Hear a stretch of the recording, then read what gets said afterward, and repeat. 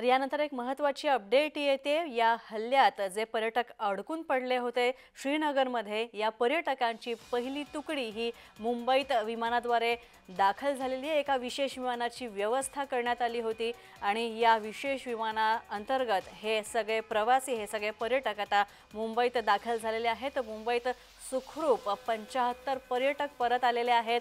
मुंबई विमानतळावर, मुंबई एअरपोर्टवर शिवसेनेकडून पर्यटकांचं स्वागत करण्यात आलेलं आहे।